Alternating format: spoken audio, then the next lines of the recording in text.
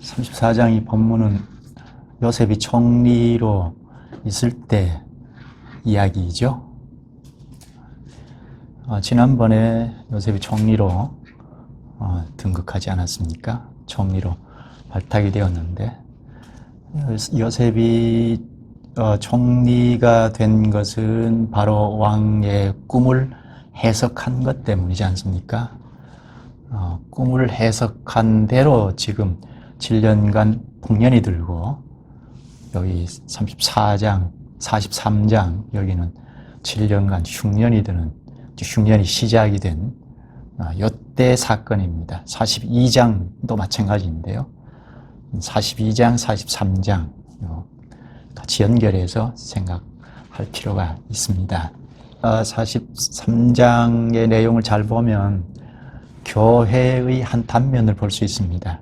당시 족장시대의 교회의 한 단면을 잘 볼 수 있습니다. 그 배후에 하나님께서 섭리하신 바이고, 그리고 거기에 접촉이 된, 하나님께서 섭리하시는 거기에 접촉이 된 요셉도 그렇고 형제들이 교회 모습을 잘 나타낸 한 단면을 좀 볼 수가 있습니다.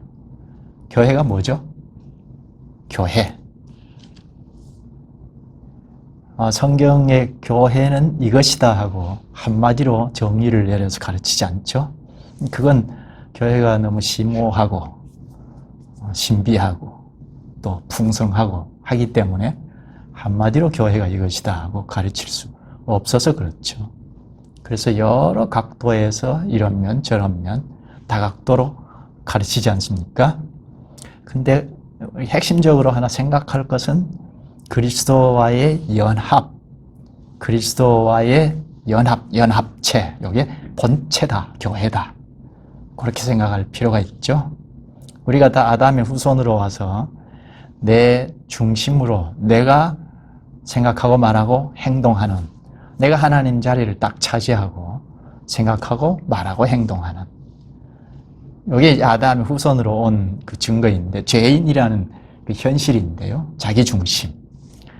이를 주께서 그리스도 안으로 연합시켜 놓은, 그래서 그리스도께서 죽으실 때 합하여 죽고, 그리스도와 합하여 죽고 장사 지내고 그리스도의 부활에도 참여케 한, 이렇게 그리스도와 연합한 자들이 이 연합체, 이게 본체의 교회인데, 그 현실은 지교회에서 나타나죠.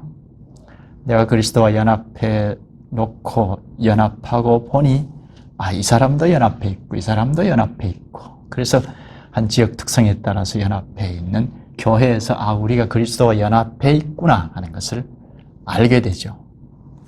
여기서 하나 생각할 것은, 자꾸 우리가 모였다가 진목을 도모하거나 자꾸 만나고 해서 서로 정이 들어서 우리는 뗄 수 없는 존재야, 이런 정도가 아니죠. 이건 조직체 정도밖에 안 되죠. 그리스도와 연합했다 하는 것은 유기체, 유기적으로 연합한 거죠. 그리스도의 살붙이가 됐다는 겁니다. 그래서 전에는 내가 내 생각을 가지고 내가 행동하고 마음 먹고 행동하고 말하고 했는데, 자꾸 그리스도의 말씀 앞에 다가가 보니 아니더라는 거죠. 그리스도의 한 분자더라, 내가 그리스도의 살붙여 붙어 있고 내가 분자더라. 그래서 이런 자들이 지교회를 형성했는데, 그래서 내 옆에 있는 형제도 자매도 내 살붙이더라. 그래서 내 중심, 내 개인주의가 자꾸 내려놓는, 이게 교회, 주님의 교회답다 하는 거로 나타나죠. 이게 지교회에서 자꾸 실현이 됩니다. 이건 우리가 스스로 되는 게 아니고, 우리가 자꾸 만나서 정을 주고받고 돈독하게 해서 되는 게 아니고, 그게 전혀 필요 없다는 건 아니지만, 주님께서 가르쳐 주시는 말씀으로 가까이 다가가다 보면 옆에 있는 친구도 가까이 다가가고, 그러면서 우리가 개체들이 아니고 연합해 있는 존재들이구나 하는 이런 의식, 인식, 사상을 가질 때 점점 향상해 나가는 교회 모습을 나타낸다는 겁니다. 아, 우리가 주님과 연합해 있구나. 연합체로 여기에서 그리스도의 몸체를 형성하고 있구나. 이게 나타난다는 겁니다. 그러니까 말씀이 매우 중요하죠. 말씀을 가르치는 목사가 첫째 책임이 크고, 설교로 하나님의 말씀을 또는 성경 공부로 말씀을 자꾸자꾸 공급하는 것이 있어야 하고, 그래서 우리가 자꾸 하나씩 자꾸 알아가는 게 있을 때, 아, 우리가 연합해 있구나 하는 주님의 교회다운 사회가 잘 나타나는 것입니다. 오늘 본문을 보면 그 점을 잘 볼 수가 있어요. 물론 교회가 이것이다 이렇게 가르치진 않지만, 그 배후에 하나님께서 섭리해 나가시고 거기에 접촉이 된 요셉은 물론이고 그 형제들이 행하는 그 행위들을 가만히 보면 주님의 교회의 모습이 나타나요. 그 한 단면을 볼 수가 있습니다. 본문을 잘 보면서 말씀 듣겠습니다. 본문 1절, 2절을 보면 그 땅에 기근이 심하고 그들이 애굽에서 가져온 곡식을 다 먹음에 하죠. 그 땅은 가나안 땅을 말하죠. 요셉이 꿈을 해석한 지역은 애굽이잖아요. 근데 애굽만 기근이 심했던 것이 아니고 가나안 땅, 그 일대 전체가 기근이 심했습니다. 먹고 살기가 참 어려웠습니다. 그래서 애굽에서 가져온 곡식을 다 먹음에 하는데, 이건 1차 애굽에 방문했다는 걸 말하죠. 여기 42장에서 야곱의 아들들이 애굽에 방문했습니다. 양식을 구하려 꼭 방문했는데, 42장을 잠깐 핵심을 짚고 오늘 본장을 보죠. 42장에서 애굽에 방문을 했는데 총리 되는 사람이 요셉이죠. 총리 되는 사람이 호되게 몰아붙입니다. 너희들 정탐꾼이 아니냐 하고 막 몰아붙입니다. 당시 상황에 맞물려 있는데요. 당시 신분이 확실치 않으면 정탐꾼으로 간첩으로 몰았습니다. 그건 힉소스 민족이 자꾸 애굽으로 밀려 들어오니까 신분이 확실치 않으면 혹시 간첩이 아닌가?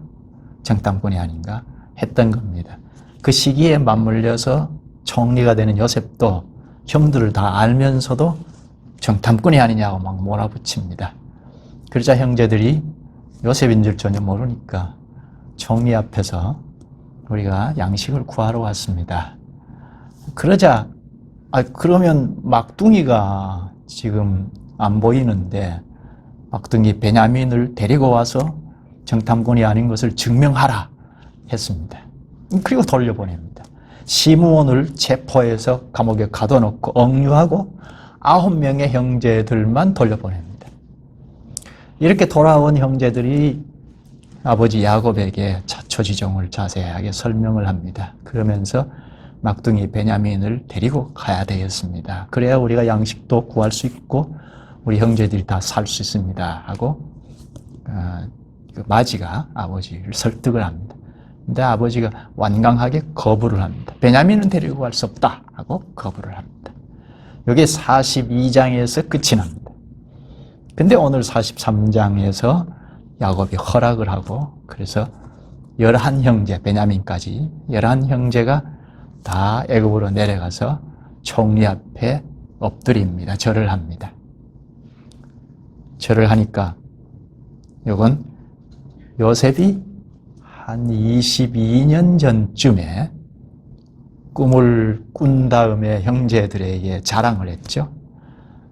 형들이 나한테 절을 하더이다 하고 막 자랑했지 않습니까? 높은 지위에 오를 거라는 그런 꿈의 해석인데요.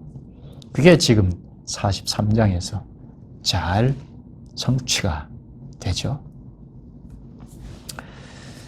대략 한 22년이라고 했는데요. 요셉이 잠깐 계산하면 요셉이 17살에 종으로 팔려왔고, 그래서 30세에 총리가 됐으니까 한 13년 정도 되죠. 고향을 떠난 지 13년 정도. 총리가 돼서 지금 이제 흉년이 들었으니까 한 8, 9년쯤 지났습니다. 총리된 이후에. 9년쯤 정도로 보면 13에서 9 하면 22년 좋게 되죠. 22년 만에 요셉이 꿈으로 하나님께서 계시하신 바가 성취가 되는, 이게 오늘 본문입니다. 이 본문은 매우 단순한데요. 그러나 주님께서 우리에게 하시는 말씀은 명확합니다. 배후에 하나님께서 섭리하셔서 형제들을 쓰시면서 그 당시 교회를 보라 하십니다. 본문을 좀 읽으면서 보도록 하죠.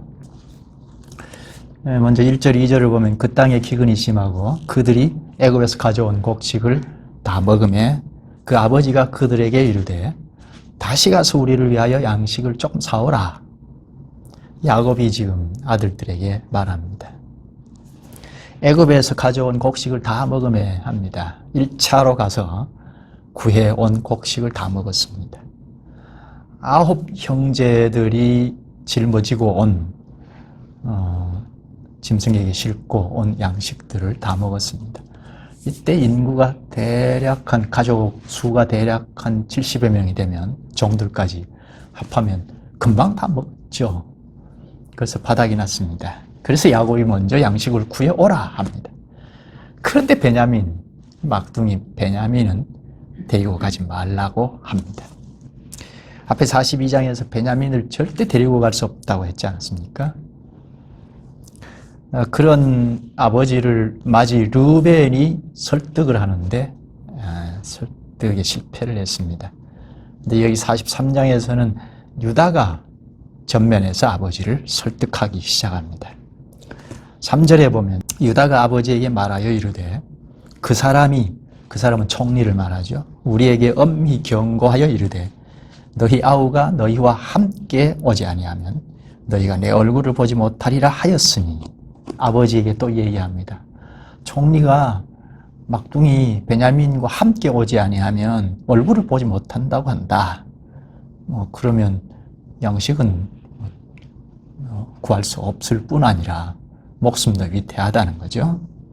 그 때문에 유다가 5절에서는 막내 베냐민을 데리고 가야 하겠습니다 하고 애원을 하고, 그러나 야곱은 들어주지 않자 나머지 형제들이 다 합세해서 아버지를 설득합니다. 형제들이 한 마음이 되어서 아버지를 설득합니다. 아버지가 지금 막내 베냐민을 편애하죠. 과거에 요셉을 편애하는 것과 똑같습니다. 그런데 지금 형제들이 어떻게 합니까? 베냐민을 놓고 아버지를 한 마음으로 설득을 합니다.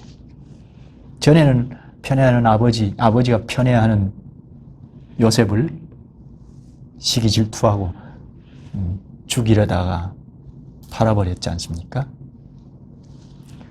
유다가 나서서 아버지를 계속 설득을 전면에 사는데요. 8절에 보면 베냐민을 데리고 가면 우리 모두가 살 거라고 강조하고, 9절에서는 유다가 나를 담보하고 베냐민을 데리고 갔다가 무사히 오게 할 거라고 합니다. 9절 한번 볼까요? 내가 그를 위하여 담보가 되어오리니, 유다의 비장한 각오입니다. 내 목숨을 담보하겠다. 아버지께서 내 손에서 그를 찾으셔서 내가 만일 그를, 막내를 아버지께 데려다가 아버지 앞에 두지 아니하면 내가 영원히 죄를 지리이다. 동생을 위하여 지금 자신이 담보가 되겠다 하죠. 목숨을 걸고 베냐민을 지키겠다는 거죠. 42장에서는 마치 르벤이 대표하여 아버지를 설득했다면 43장에서는 유다가 대표해서 설득을 합니다. 그리고 모든 형제들이 아버지를 설득합니다. 이런 때가 없었죠? 지금까지는 그렇지 않았습니다. 20년, 22년 전으로 거슬러 올라가면 아버지가 요셉을 편애했는데 시기 질투가 막 차고 넘쳐가지고 요셉을 죽이려고 하고 결국 노예를 팔아버렸지 않습니까? 지금 똑같은 장면이 아버지가 베냐민을 편애하잖아요. 그런데 시기 질투하는 게 아니고 한 마음으로 아버지를 설득을 합니다. 베냐민을 우리가 끝까지 지키겠다고. 유다는 특히 자기 목숨을 내놓겠다고. 그래서 데리고 갔다가 무사히 데리고 오겠다고. 이게 무슨 그림이죠? 일치하잖아요. 하나가 되잖아요. 언제 이런 적이 없었거든요. 형제들이 서로 한 마음으로 똘똘 뭉쳐 있습니다. 이게 교회의 한 단면이죠. 43장 여기 본장에서는 유다가 부각이 되는데요. 다음 장에는 더 부각이 되는데 유다는 형제들 중에 넷째입니다.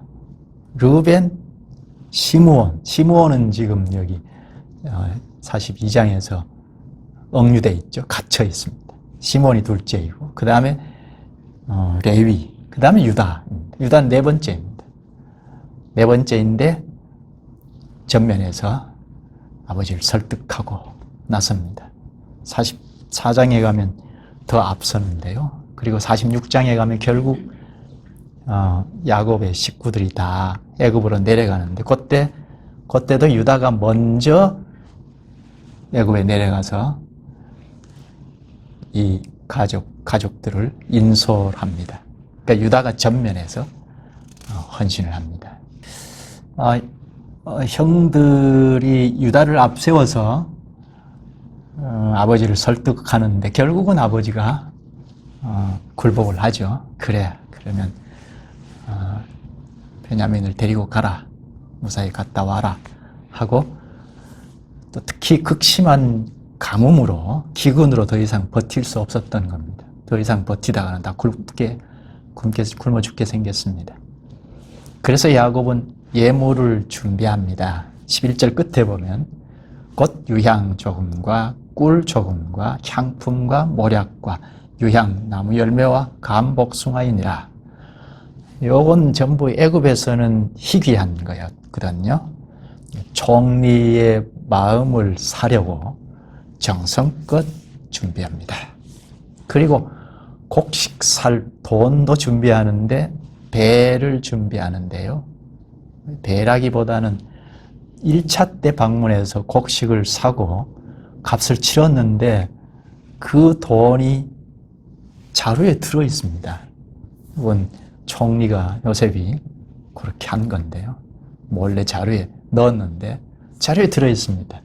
그걸 다시 돌려줘야겠다는 것 하나 하고 그리고 새로 곡식을 살 돈도 준비를 했습니다. 특히 13절에는 야곱이 베냐민을 데리고 다녀오라 하고 허락을 합니다. 야곱이 이 막내인 베냐민을 허락하는 것은 편애하는 것을 포기한 거죠. 14절을 한번 볼까요? 전능하신 하나님께서 그 사람 총리 앞에서 너희에게 은혜를 베푸사 그 사람으로 너희 다른 형제와 베냐민을 돌려보내게 하시기를 원하노라. 내가 자식을 잃게 되면 이르리로다. 내가 자식을 잃게 되면 이르리로다. 이것은 베냐민은 물론이고 모든 형제들까지도 다 잃어도 나는 두려워하지 않겠다. 그겁니다. 아주 각오를 단단히 했죠. 야곱이. 아들을 다 잃어버려도 나는 두려워하지 않겠다. 이건 하나님께 전적으로 의탁한 겁니다. 모든 것을 하나님께 맡기겠다는 거죠. 하나님 처분을 기다리겠다는 겁니다. 여기 신앙의 결단이죠. 그리고 15절부터 25절까지는 형제들이 이제 애굽으로 내려가서 요셉 앞에 부복합니다. 요셉 앞에 꾸벅 엎드리는데요. 막내 베냐민과 함께 총리 앞에 엎드립니다. 그러니까 11 형제들이 다 요셉 앞에 엎드리죠. 22년 전쯤에 꿈을 통해서 하나님이 계시하신 것이 여기에서 성취가 되는 거죠. 그런데 이게 웬일입니까? 총리 요셉이 정직이를 시켜서 형제들을 자기 집으로 모셔라 하고 명령을 합니다. 요셉 집으로 형제들을 청한 것은 왜이죠? 본문 좀 읽어보셨죠? 특별 대접을 하기 위함입니다. 16절인데요. 볼까요? 요셉은 베냐민이 그들과 함께 있음을 보고 자기의 청지기에게 이르되 이 사람들을 집으로 인도해드리고 짐승을 잡고 준비하라. 이 사람들이 정오에 나와 함께 먹을 것이니라. 요셉이 베냐민을 받고 그리고 청지기에게 잔치를 준비하라 하죠. 형제들은 영문을 전혀 모릅니다. 요셉과 아주 대조가 되죠. 요셉은 형제들을 다 알고 있습니다. 베냐민까지도 다 알고 있습니다. 그래서 잔치를 준비하는데 형제들은 전혀 영문을 알 수가 없습니다. 그래서 어안이 벙벙합니다. 18절을 한번 보죠. 그 사람들이 형제들이죠. 그 사람들 형제들이 요셉의 집으로 인도되매 두려워하여 이르되 전번에 우리 자루에 들어있던 돈의 일로 우리가 끌려드는도다. 이는 우리를 억류하고 달려들어 우리를 잡아 노예로 삼고 우리의 나귀를 빼앗으려 함이로다 하고 얼마나 두려웠으면 벌벌 떨면서 말합니다. 지난번에 우리가 1차 방문 때 곡식값을 치렀는데 그거 쌀자루에 곡식자루에 넣었지 않았느냐. 그걸 빌미로 삼아서 우리를 억류하고 노예로 삼고자 하는 거 아니냐 하고 벌벌 떱니다. 얼마나 두려웠을까요? 노예로 삼고자 한다는 생각하면서 두려워 떨고 있습니다.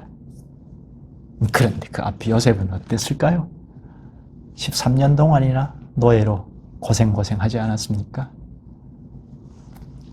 아마 이때 형제들이 요셉을 상기했을 겁니다. 42장에서도 요셉을 생각하면서 막 돌이키고 가슴 아파하고 했거든요.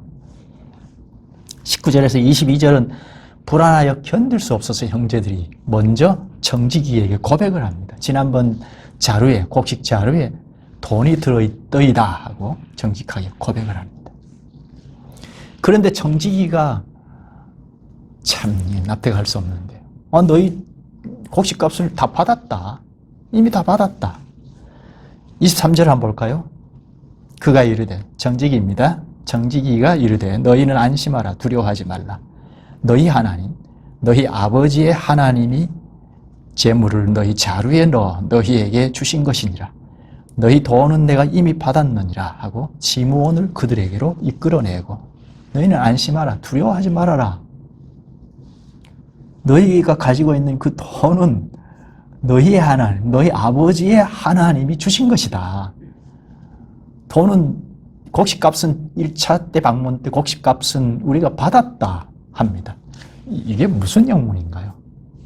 지난번에 곡식값을 분명히 지불을 했는데 돌아오면서 곡식 자루에 돈이 그대로 있었단 말입니다. 그래서 그걸 가져왔다 하자 이미 받았다. 그건 너희 하나님이 주신 거다 한다는 말입니다.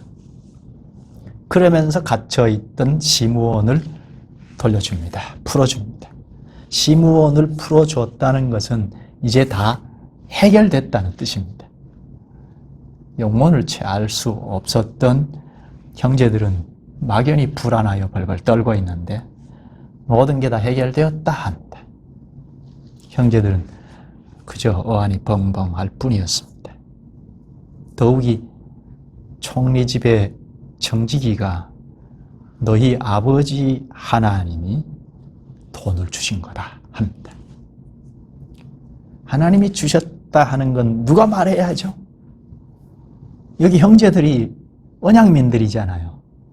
그러니까 하나님이 주신 거다 하는 건 언약민들이 할 말인데요.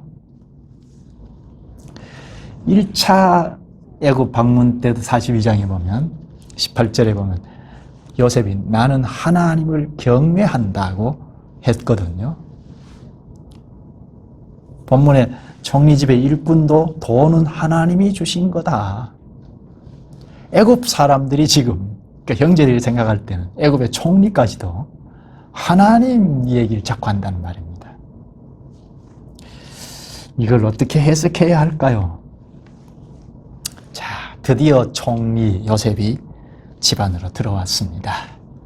26절인데요. 요셉이 집으로 오매 그들이 집으로 들어가서 예물을 그에게 드리고 땅에 엎드려 절하니 11 형제들이 다 요셉 앞에 부복합니다. 옛날 요셉이 꿈의 계시가 지금 성취가 되는 현실입니다. 요셉이 얼마나 가슴 벅찼을까요? 생사를 결정하는 총리이니까 그 총리 앞에 부복한다는 건 얼마나 떨리면서도 심려를 기울여서 절을 했을까요? 2년 전에 형제들이 절을 할 거라는 요셉의 꿈이 성취되는 현실입니다. 형제들은 그래 네가 꿈을 꿨다? 그 꿈이 어떻게 되는가 보자 했거든요. 근데 지금 벌벌 떨면서 엎드립니다. 이 계시의 말씀을 함부로 조롱하면 안 되죠. 쩔쩔매고 엎드리고 있는데 총리가 아버지 안부를 묻습니다. 27절인데요. 요셉이 그들의 안부를 물으며 이르되 너희 아버지 너희가 말하던 그 노인이 안녕하시냐? 아직도 생존해 계시느냐? 아버지를 얼마나 보고 싶었을까요? 너희 노인이 안녕하시냐? 아직도 생존해 계시느냐? 그러자 형제들이 낮추어 절하면서 아버지는 평안합니다 합니다. 요셉 아마 이때 견딜 수 없었을 겁니다. 형제들은 뜻밖의 총리의 이런 반응에 도무지 종잡을 수 없습니다. 지난번 곡식 자루에 돈이 들어있었던 것도 문제고 정탐꾼으로 몰아붙였던 것도 있지 않습니까?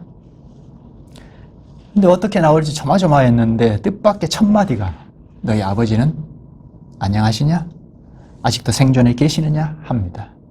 이 상황, 이 분위기 자체를 전혀 형제들은 이해할 수 없습니다. 청지기부터도 아주 친절했고 총리도 전혀 예상치 못하게 뜻밖의 극진한 대우입니다. 이런 일을 어떻게 해석할까? 해석이 잘 안 됩니다. 총리는 베냐민을 이렇게 확인을 하고 그에게 복을 빌어줍니다. 29절인데요. 한번 읽어볼까요? 요셉이 눈을 들어 자기 어머니의 아들, 친어머니죠. 라헬인데요. 어머니의 아들, 자기 동생 베냐민을 보고 이르되 너희가 내게 말하던 너희 작은 동생이 이 아이냐? 그가 또 이르되 소자여 하나님이 내게 은혜 베푸시기를 원하노라. 이 끝부분 세 번역에 보면 귀엽도다 하나님이 너에게 복 주시기를 원하노라. 베냐민이 지금 귀엽다, 어린아이다 그렇게 할 상황이 아니에요. 46장에 가면 애굽으로 내려갈 때 베냐민이 아들이 14명이라고 하거든요. 그러면 지금 여기는 적어도 10명은 될 거란 말입니다. 그럼 어린아이가 아니잖아요. 근데 총리는 귀엽다 했다는 말입니다. 그리고 복을 빌어줬습니다. 왜죠? 이때는 그냥 동생인 거예요. 친동생이에요. 막내 동생, 친동생이에요. 요셉이 베냐민을 확인하고 마음이 북받쳐서 울었습니다. 30절을 보면 요셉이 아우를 사랑하는 마음이 북받쳐 급히 울 곳을 찾아 안방으로 들어가서 울고 얼마나 감격스러웠을까요? 앞에 42장에서도 형들이 요셉 앞에서 과거를 돌이키고 요셉을 해코지한 이걸 돌이키고 하는 모습을 보면서 요셉이 울었거든요. 근데 여기서는 막내 베냐민을 보고 웁니다. 요셉의 심장에는 지금 가족 사랑으로 벅차오릅니다. 감격의 눈물이 사정없이 흐릅니다. 그런데 총리잖아요. 그러니까 억제를 해야죠. 억제를 하고 31절에 얼굴을 씻고 나와서 그 정을 억제하고 음식을 차리라 하며 이제 고정하고 음식을 차리라 합니다. 없던 것처럼 합니다. 그러나 그 마음에는 그냥 울분이 막 터져 나오죠. 이제 함께 식탁 앞에 앉습니다. 상차림을 보면 세 곳을 차리는데요. 총리니까 요셉은 따로 상을 차려서 먹고, 그리고 애굽 사람들은 이제 우수한 민족으로 생각했기 때문에 자기들끼리 앉아서 먹습니다. 정직이하고 애굽 사람들이 자기들끼리 앉아서 먹습니다. 애굽 사람들이 배타적이기 때문에 요게 야곱 식솔들이 고센 땅에 가서 구별되이 그 애굽 사람들과 섞이지 않고 구별되이 살아갈 수 있었습니다. 애굽 사람들은 따로 앉고, 이제 11명의 형제들은 나이 순서대로 앉힙니다. 이게 이상하잖아요. 나이를 어떻게 알았을까? 신기할 따름입니다. 42장에서는 정탐꾼으로 몰아붙였는데, 정탐꾼으로 몰아붙일 때는 언제고, 이 총리가. 여기서는 정탐꾼이라는 말은 함자도 내지 않고 집으로 모시고 후한 대접을 합니다. 청지기는 지난번에 곡식값을 주겠다 하는데 이미 받았다, 하나님이 주신 거다 하는 것, 그리고 총리는 정탐꾼이라는 말은 한마디도 하지 않고 아버지 안부만 묻습니다.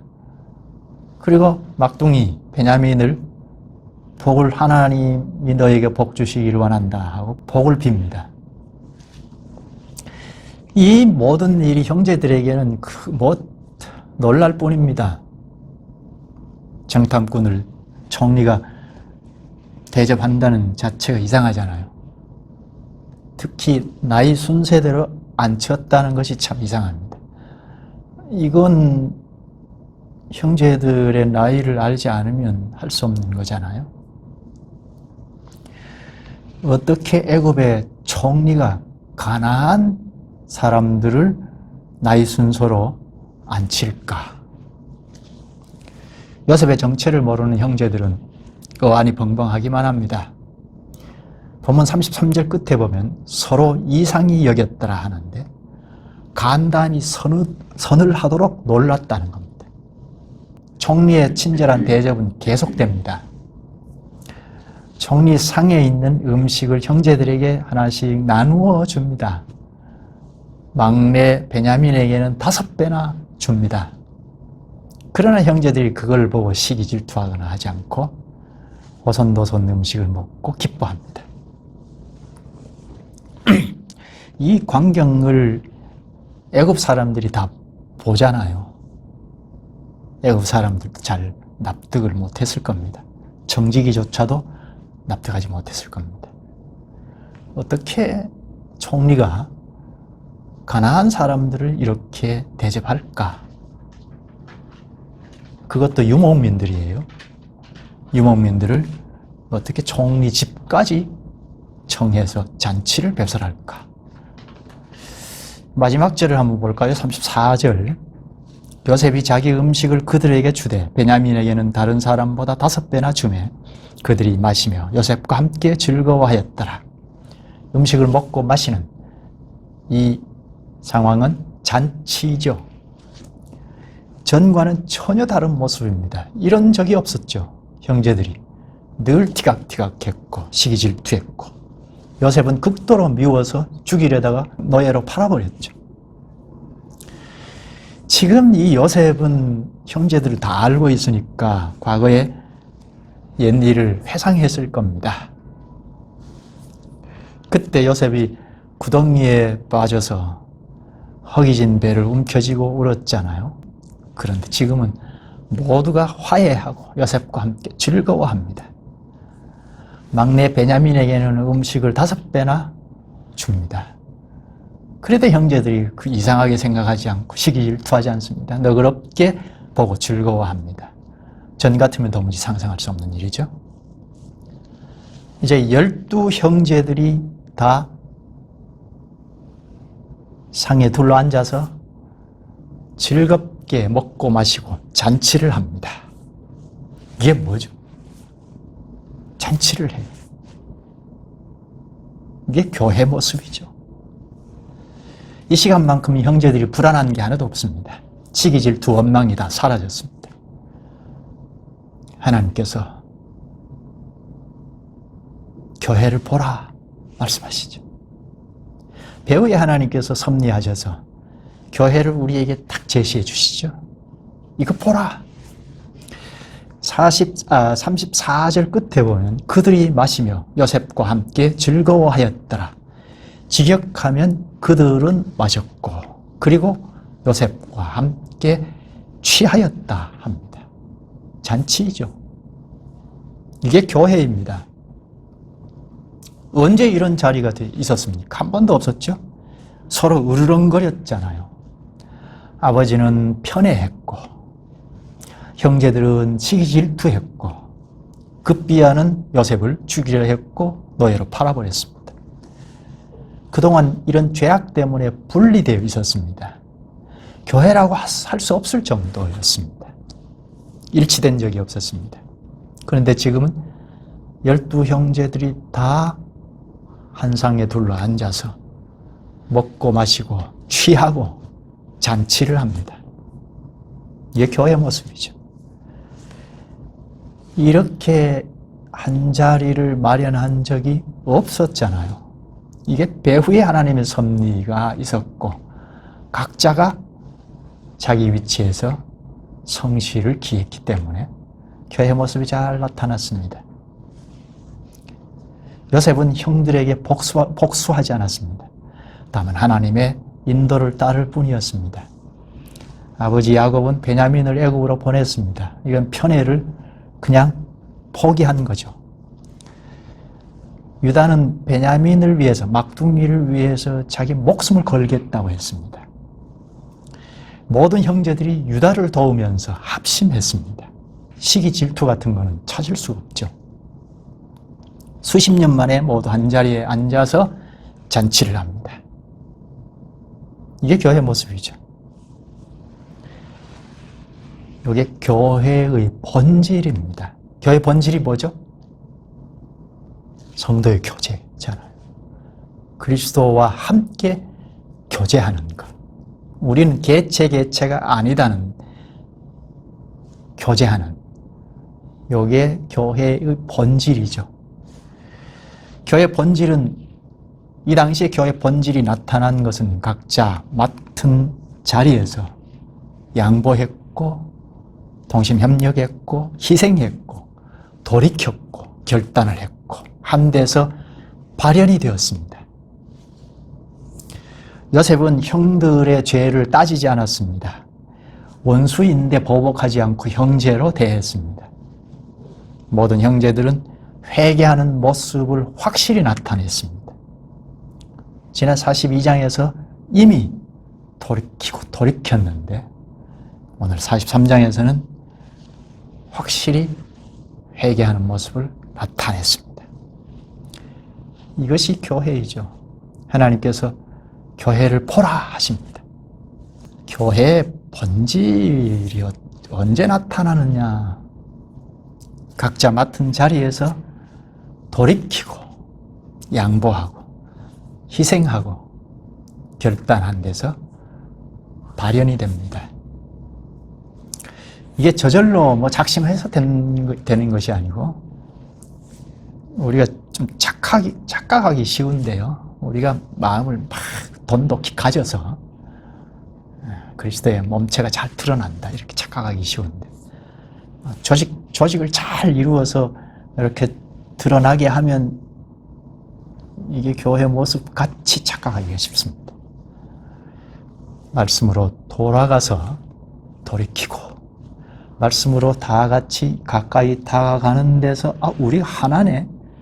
뒤에 하나님의 섭리가 있고 성령께서 깨우치시고 말씀과 성령으로 깨우치시고 그렇게 해서 말씀으로 가까이 다가가는 데서 둘러볼 때 다 말씀에 가까이 다가가더라는 겁니다. 여기에서 교회 본질이 잘 발현이 됩니다. 말씀을 깨달아서 돌이켰고 말씀을 깨달아서 양보하고 말씀을 깨달아서 결단하고 말씀을 깨달아서 솔선수범할 때 야곱의 교회가 잘 발현이 되었습니다. 오늘 우리도 이 방법이죠.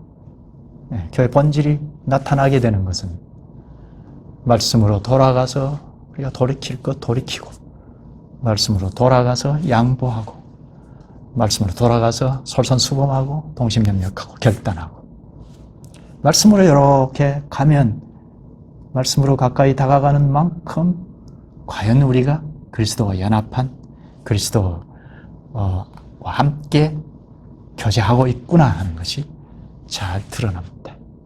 기도하실까요?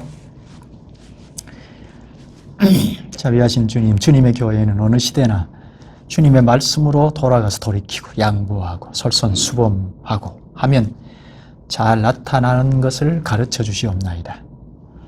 언제나 저희가 말씀이 뭐라고 하는지, 말씀 앞으로 자꾸 다가가면 개인주의에서 탈피하고 그리스도와 연합한 수족드림을 인식하게 되고, 인식하는 만큼 거룩한 그리스도의 사회가 잘 구현될 것이옵나이다.